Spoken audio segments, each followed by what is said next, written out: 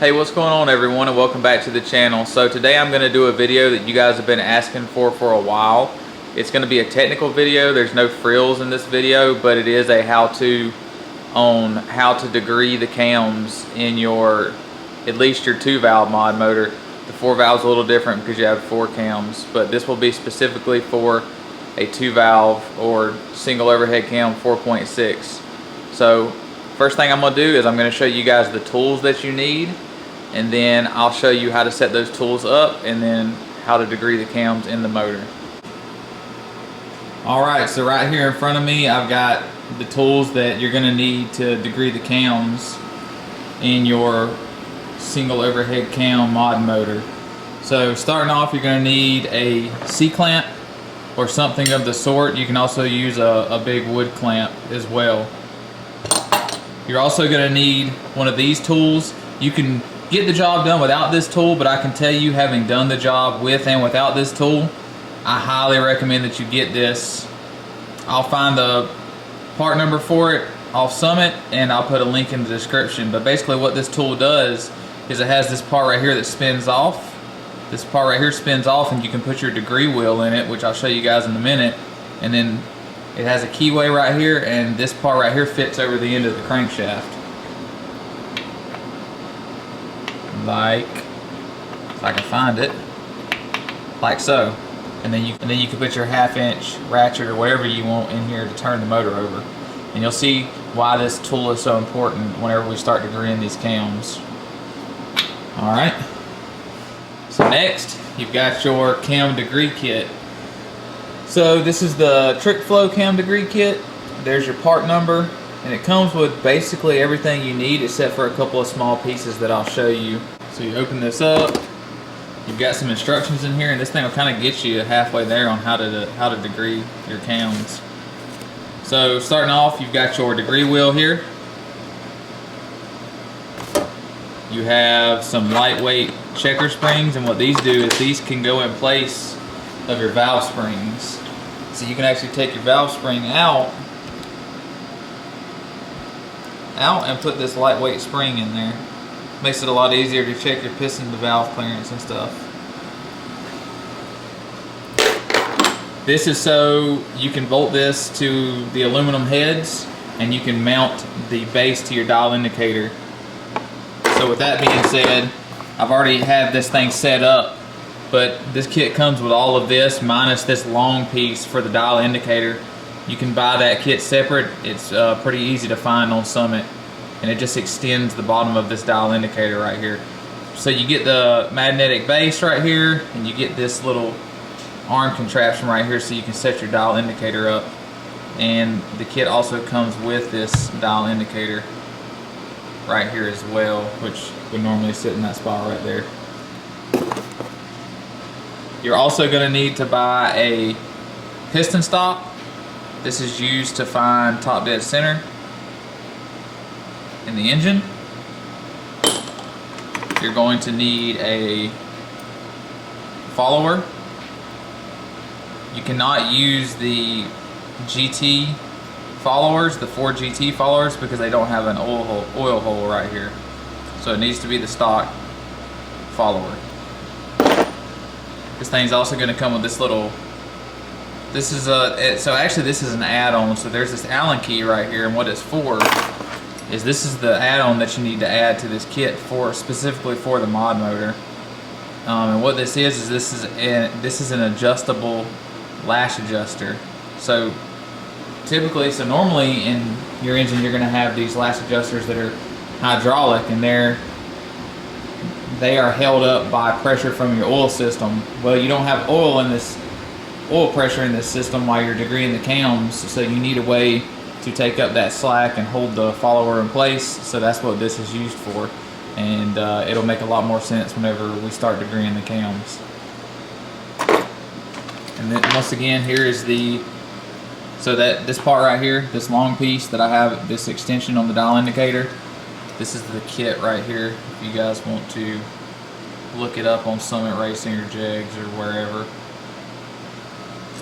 Comes with a couple of other small little things, like these pieces right here are for if you don't have that crankshaft tool that I was talking about earlier. And I also forgot one other thing, guys. So you are going to need a way to change the intake centerline of the cams. So you either need a adjustable cam gear, which these are not, or you need the Trick Flow adjustable crank gears. Here is the Trick Flow adjustable crank gear, and this thing's pretty simple to use. So starting off, what you would do is you would find on this gear where it says 0, right here on this keyway here, it says 0, so you would put that on the keyway of the crank, and then you would put your timing mark on this dot right here. And that's how you would set these cams, what they would call straight up, basically dot to dot. Pretty simple. The other one's already down here on the crank. So, funny story about this engine before we get started. My good friend Joshua's engine, and these are my old heads. Joshua bought my old heads, and he actually bought my first set of cams as well. So, on the old cam cards, I had already written where to advance these things to, so I can get kind of close. The only thing is that sometimes when the deck height is different on the block, or the heads have been shaved a little bit more, you're going to your intake center line is going to change. But I got lucky and already put this gear on here, advanced it 2 degrees, and I got the 106 intake center line that I wanted on that one. So what I'm going to do with this one, based off the cam card that I had already written, is I'm going to advance this 4 degrees and put it on there, and I'm going to check it. And then I'll also tell you guys how to change the intake center line, just so you're aware how to do that. So the first thing I'm going to do is I'm going to install the timing set on the engine. And like I said, I already know I want to get a 106 degree intake center line on this cam. And I already know that in the past when I degree these cams, I had to advance the passenger side of the engine 4 degrees to get to that 106 degree intake center line. So I'm going to put this on advanced 4 degrees so it's easier for me to show you right here. I'm going to put the keyway on the A4, which is right there.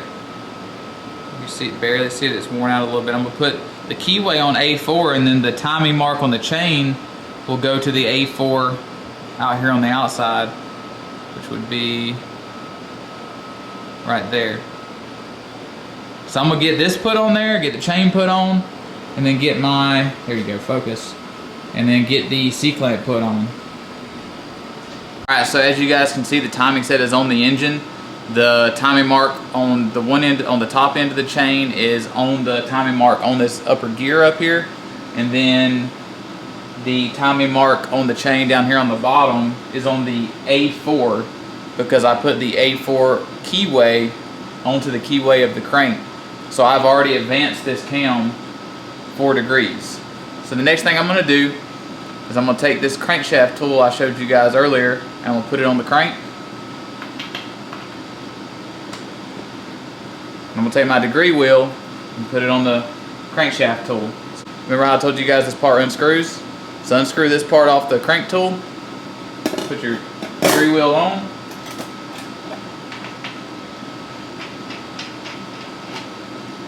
tighten it up.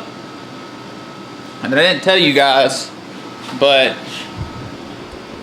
this is also part of the kit. It's just a little piece of bendable metal. It's basically a piece of a clothes hanger. What you do is you bolt this to the engine, and you get it lined up with your degree wheel right here, and that's how you're going to check your numbers here on the degree wheel. So now that we've got all this stuff set up, the next thing I'm going to do is I'm going to find top dead center of the cylinder that I'm checking the intake center line on. So on this side of the engine, that's cylinder number 1, which is this front cylinder right here. One trick to this thing is top dead center on cylinder number 1 is the same as top dead center on cylinder number 6. So you obviously have to do this side of the engine first. So you find top dead center on number 6, degree this side, and then you move over to this side and you don't have to re-verify top dead center on cylinder number 1, although I like to do it anyways. That's just a personal preference, and I'm going to find it again just for the purpose of showing you guys how to do it in this video. So to find top dead center, the first thing that I'm going to do is I'm going to look down in the spark plug hole right here, and I'm going to turn the crankshaft until the piston comes up to the very top of the cylinder, and I'm going to stop. I'm going to rotate this degree wheel to top dead center on the degree wheel at the pointer right here, and then I'll show you guys where I'm going to go from there. So I've got the pointer on top dead center on the degree wheel. See if you guys can see that. There's a little bit of a, so you can see the pointer right there is on top dead center. So now what I'm going to do is I'm going to rotate the crankshaft a little bit to bring the piston down into the cylinder.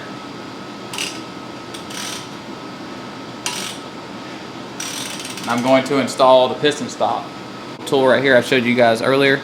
So that will go down in where the spark plug goes, and what that will allow us to do is to find true top dead center on that cylinder.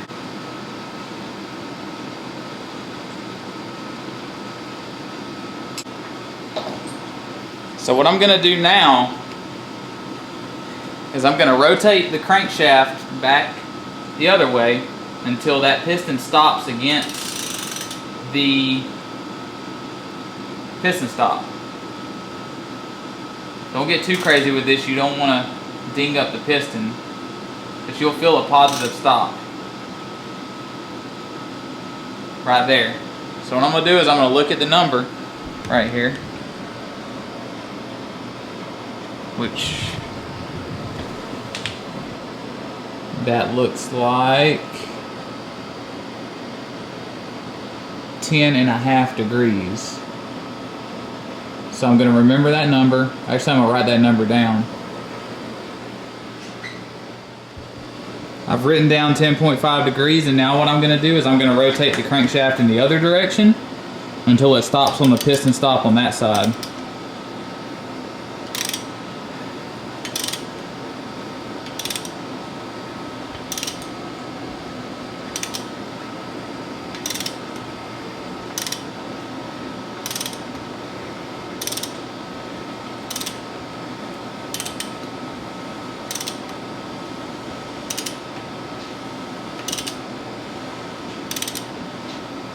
Alright, so I feel a positive stop. I'm going to get down, and I'm going to look at what number the pointer is on now, which it is on, that looks like 13 degrees. So I'm going to come up, I'm going to write down 13 degrees right here on my paper. So I've got 10.5 degrees and 13 degrees written down. And what you do is you want to find the middle point of those two numbers and move the degree wheel to that number. And that means that the degree wheel is at top dead center whenever the piston at number 1 is at top dead center. So what you do is you add 10.5 plus 13, and then you divide that by 2. So 11.75 is the middle ground between those two numbers.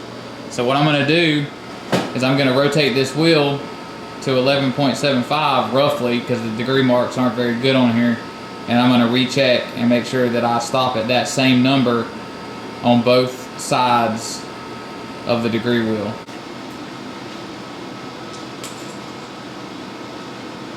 That out. So next we're gonna install this mechanical lash adjuster here and the follower on the number 1 intake valve.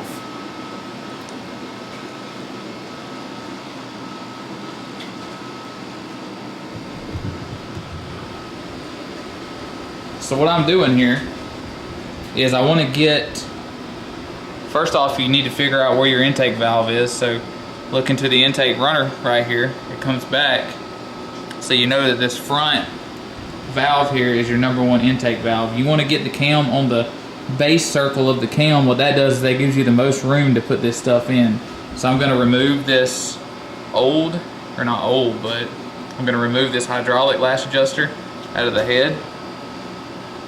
So you see the difference there. This works off oil pressure and this one is adjustable. Sit this off to the side for now. I'm going to install this. So this is adjusted all the way down. What that's going to do is give me room to slide this underneath the base circle of the cam. So I'm going to install this in the head. Just like that. Then I'm going to take this follower and slide it through the back right here. I'm going to... It's hard to do with one hand, guys.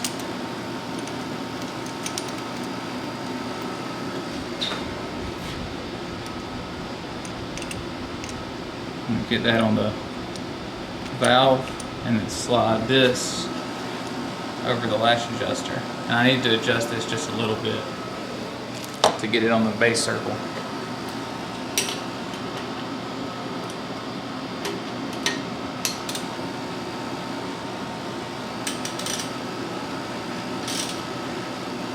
Alright, what I'm going to do now, I'm going to take this Allen key and I'm going to take up the slack right here. So this goes down in that lash adjuster that we just put in there, and you can see it taking up the slack between the follower and the base circle of the cam. What I do is I go until it gets tight, and then I make like a quarter of a turn to preload it a little bit.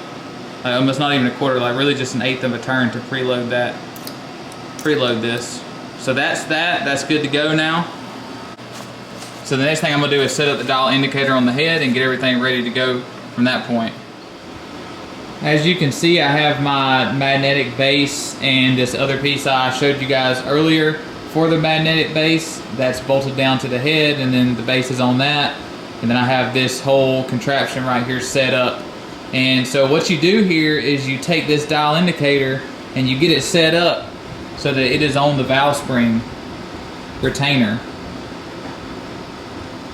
As you can see right there.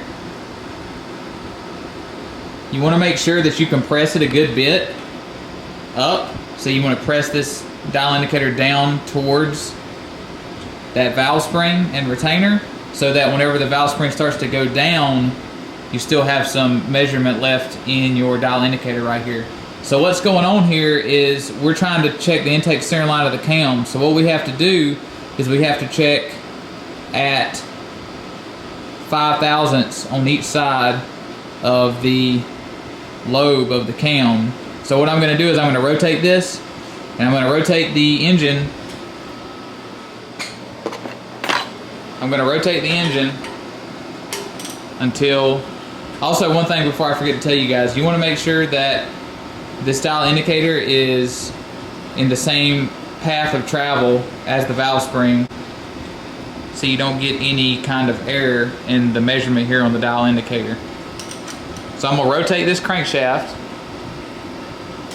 and I'm going to watch my dial indicator until it gets to a point where it stops and reverses direction.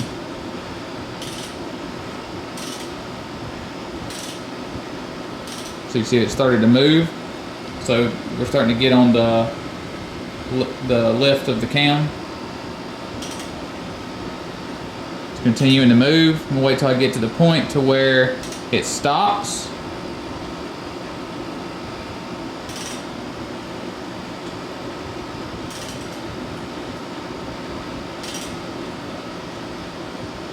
Alright, so you see it stops and now it reverses direction. So what I'm gonna do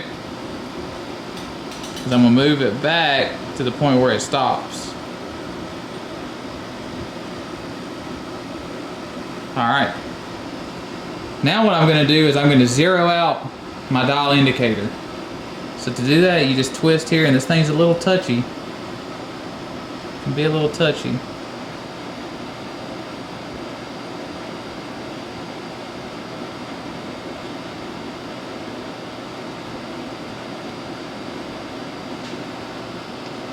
So the dial indicator is zeroed out. So what I'm going to do now is I'm going to rotate the crankshaft clockwise until I get down here to 50 on the dial indicator, and then I'm going to rotate the crankshaft back to where this zeroes out and continue to rotate the crankshaft counterclockwise until this arrow comes back to the 50. And each time that it gets to the 50, I'm going to look at the degree wheel here and I'm going to write down the number that I get on the degree wheel. So what I'm going to do is I'm going to go ahead and rotate this clockwise, and it's easier to use like a bigger ratchet because you get more leverage. So I'm going to use this big torque wrench right here. So I'm going to rotate this clockwise. This is really hard to do with one hand, guys. I'm going to rotate it till it stops on 50. Boom. It's on 50 right there. What I'm going to do is I'm going to come down here and I'm going to look on my degree wheel and see what number I get. So it looks like I have 135, 6, 7, 137.5 right here. I'm going to write that number down. I'm going to write ICL for intake centerline. 137.5. Alright, so what I'm going to do now is I'm going to reverse the direction. I'm going to ratchet and I'm going to rotate the crankshaft in the opposite direction of what I was just rotating it. So you're going to see this arrow on the dial indicator here is going to go back up to 0.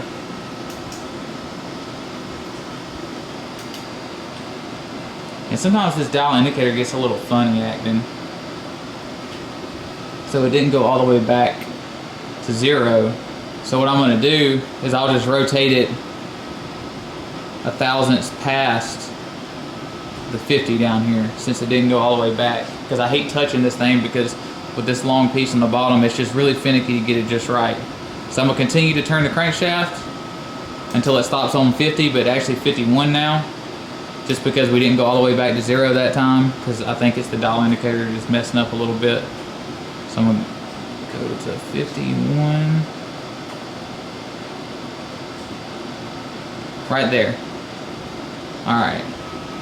Now I'm going to look down again on my degree wheel here, and I'm going to see what number I got. It looks like I got 71. So what I'm going to do is I'm going to write 71 down just so you guys see what's going on.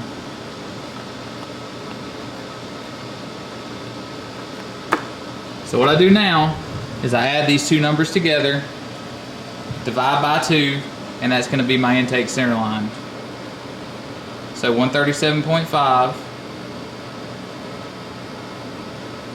plus 71